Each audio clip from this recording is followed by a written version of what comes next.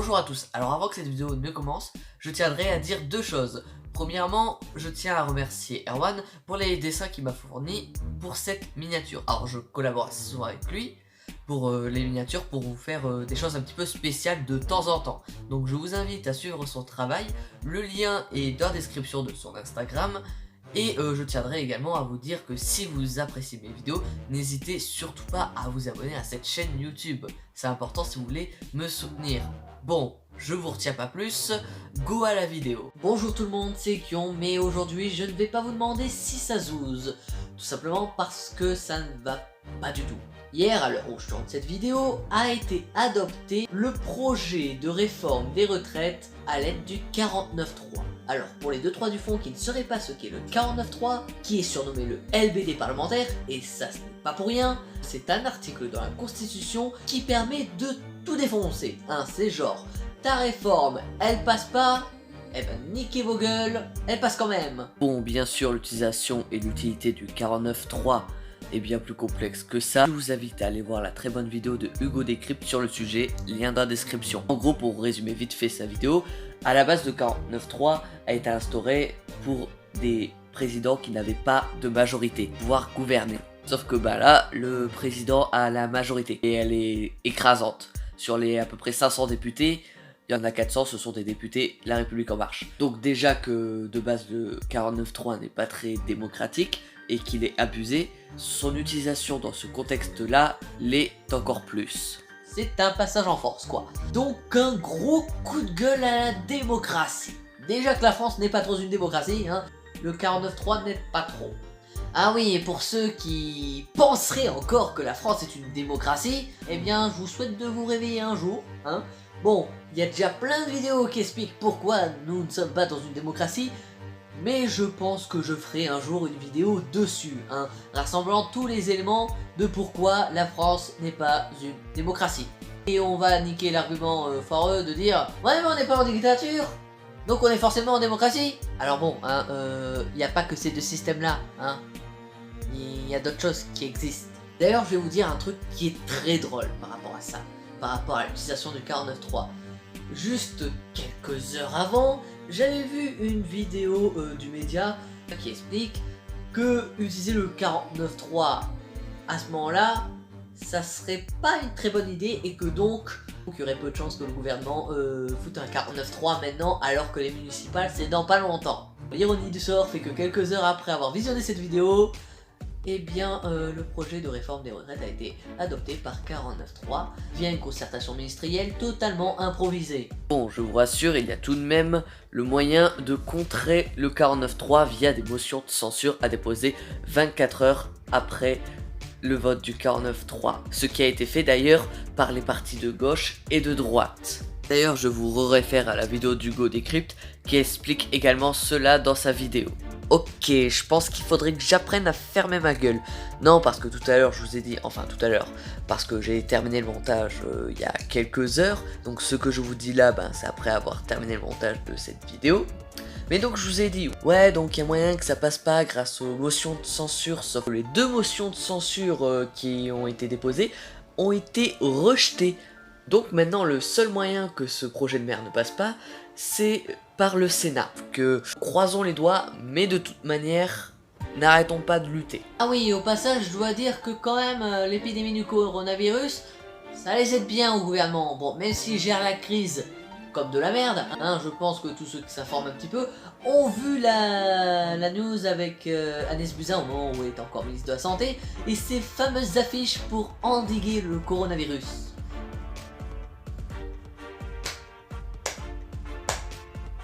C'est sûr, le virus il va voir l'affiche et il va faire « Oh mince, on me dit de pas venir !» Sérieux, faut avoir quoi dans la tête? C'est pas des affichettes qui vont arrêter une épidémie. Non, et puis c'est juste des affichettes indiquant les bonnes conduites à suivre. Pas sûr que ça soit très utile. Bon, je reviens à ce que je disais. C'est sûr que le coronavirus les aide bien au gouvernement. Pendant que nous on est en train de s'inquiéter avec cette épidémie, eux ils essayent de glisser des choses sous le tapis, comme ce fameux 49.3 utilisé en douce dans notre dos. Bon, bien sûr on n'est pas dupes, on a vu la supercherie. Et à l'heure actuelle où je vous parle, l'épidémie est au stade 2. Donc, en réaction à ça, le gouvernement a interdit tout rassemblement de plus de 5000 personnes. Alors, je ne dis pas que c'est injustifié, parce que c'est tout de même pour la sécurité de la population, hein. On parle tout de même d'une épidémie, même si le taux de mortalité est très faible, mais bon, ça on va en reparler tout à l'heure. Ça les aide plutôt bien, hein, surtout pour calmer les manifestations. D'ailleurs, manifestations qui auraient sûrement eu un regain de force avec le 49.3. Dites donc, cette épidémie elle est vachement utile au gouvernement. Elle est tombée à point nommé, hein. Par contre, le gouvernement, ils sont un petit peu deux poids deux mesures, hein. C'est genre, on interdit les rassemblements de plus de 5000 personnes.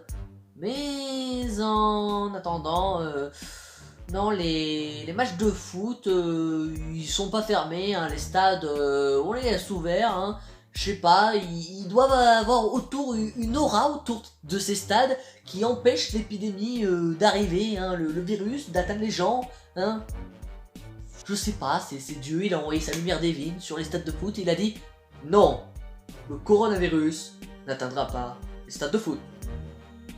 Non, c'est pas comme ça que ça fonctionne la vie, hein. C'est genre, à un moment, t'interdis les rassemblements de plus de 5000 personnes, tu les interdis. Même pour les matchs de foot. Même à ciel ouvert. Il y a un truc que vous respectez pas trop, hein, c'est la logique. À un moment, faut être cohérent, hein. Si t'interdis les rassemblements de plus de 5000 personnes, ben tu fermes aussi les matchs de foot où il y a plus de 5000 personnes, quand bien même ça serait à ciel ouvert. À un moment, t'as dit t'interdis les rassemblements de plus de 5000 personnes, t'interdis les rassemblements de plus de 5000 personnes.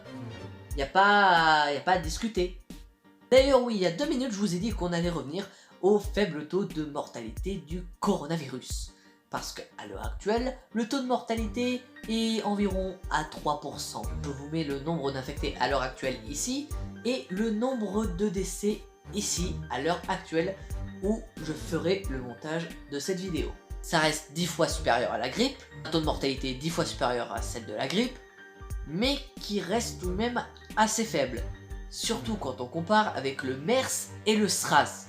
Bon, pour le MERS, je sais plus si c'était ça le nom du truc. Mais en gros, ce coronavirus était transmis par le fromage de lait de chameau et avait un taux de mortalité de 35%. Et le SRAS avait un taux de mortalité de 15%. Et c'est pas la même échelle de grandeur quand même, hein. Voilà. Mais bon, ce n'est pas parce qu'il y a un taux de mortalité faible qu'il ne faut pas s'inquiéter. Et ce n'est pas parce qu'il y a un taux de mortalité faible qu'il faut ne pas s'en préoccuper sérieusement. Non, parce que la gestion de l'état, de la crise, de l'épidémie, il y avait beaucoup de dans cette phrase, est catastrophique. Vous en avez déjà parlé tout à l'heure avec les affiches d'Agnès Buzyn, ainsi que le numéro de téléphone pour toute question liée au coronavirus sans lien avec la santé. Je vais pas en rajouter sur le fait que c'est totalement con. Et on s'attardera sur une phrase du nouveau ministre de la Santé, dont j'ai même pas pris la peine de retenir son nom, qui dit « Les virus ne reconnaissent pas les frontières ». Non mais, est-ce qu'on lui a dit que les virus c'était pas des êtres humains?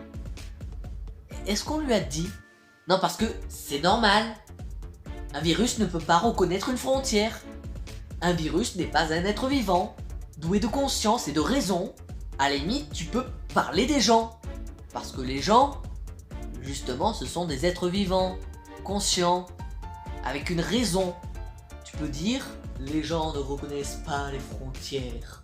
Après, c'est sûr que ta phrase n'aurait plus du tout le même sens. Mais ça en aurait quand même plus que de dire que les virus ne reconnaissent pas les frontières. Et je reprends sur ce que je disais, mais oui, à la limite, tu peux parler des gens. Puisque ce sont les gens qui portent le coronavirus. Et donc ce sont eux qui ont une conscience et qui sont doués de raison. Bon, sur ce, je ne vous retiens pas plus longtemps, likez si vous avez apprécié, partagez, c'est extrêmement important si vous aimez mon travail, et pour le faire découvrir à d'autres personnes, abonnez-vous si ce n'est pas déjà fait, et si vous êtes abonné, activez la cloche des notifications, c'est extrêmement important, car ça augmente le référencement de mes vidéos. Sur ce, je vous dis à la prochaine, c'était Kion, et on se retrouve pour de nouvelles vidéos. Ciao!